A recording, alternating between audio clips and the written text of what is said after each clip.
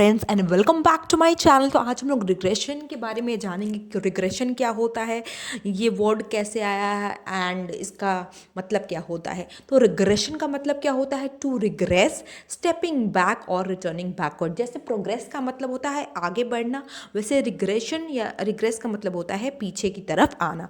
तो ये Francis Galton हैं जो कि ब्रिटिश बायोमेट्रिशियन थे, उन्होंने ये टर्म यूज़ किया था और उन्होंने 1877 में उन्होंने एक स्टडी कंडक्ट की थी और उस स्टडी जो उन्होंने कंडक्ट की थी उसका टाइटल था रिग्रेशन टुवर्ड मेडियोक्रिटी इन हेरिडिटरी स्टैट्यूट। तो इस स्टडी में उन्होंने कंक्लूड किया कि जो नॉर्मल इंडिविजुअल की हाइट होती है ना, वो कहीं ना कहीं टेंड टुवर्ड्स करती है एवरेज हाइट।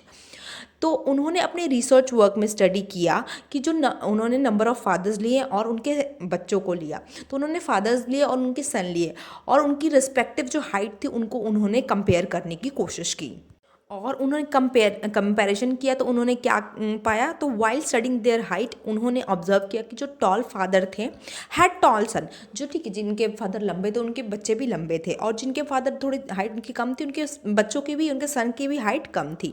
लेकिन उन्होंने एक इंटरेस्टिंग चीज़ ऑब्जर्व की कि जो एवरेज हाइट है सन ऑफ टॉल फादर, जो मान लीजिए अगर किसी के फादर हैं तो अगर वो देखा जाए, मतलब बहुत सारे उन्होंने फादर लिए, बहुत सारे सन लिए, फिर उन्होंने कंपेयर किया तो उन्होंने देखा कि जो एवरेज हाइट है ना सन की, टॉल फादर की, was less than the average height of their father.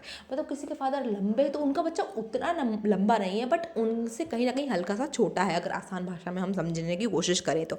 और ऑन द कॉन्ट्रेरी उन्होंने क्या फाइंड किया कि जो एवरेज हाइट, जिनके फादर छोटे हैं, तो उन्होंने एवरेज हाइट उन सन की निकाली। तो उन्होंने क्या पाया कि उन जिनके फादर छोटे, उनके जो सन की हाइट है उनके फादर की उतनी नहीं है, बल्कि उनसे थोड़े वो लंबे भी हैं as compare to their short father. उन्होंने ये चीज़ स्टडी में फाइंड की। तो इन शॉर्ट हम कह सकते हैं, it can be summed up that the height of descending has the tendency to regress to the average of the race. तो होप आपको रिग्रेशन का वर्ड का मतलब क्या होता है, इसकी जो पीछे की कहानी थी, ये आपको समझ में आई होगी। आज रिग्रेशन इकोनोमेट्रिशियन यूज़ करते हैं, बिजनेसमैन यूज़ करते हैं कहीं ना कहीं डिसीजन मेकिंग करने के लिए। तो रिग्रेशन में क्या होता है, एक वैल्यू जो हमें पता रहती है ना, उसकी बेसिस पे हम दूसरी वैल्यू फाइंड करने की कोशिश करते हैं। जैसे कि मुझे पता है कि मानसून कैसा हुआ है, अच्छा मानसून हुआ, अच्छी बारिश हुई तो मेरी इतना प्रोडक्शन होगा।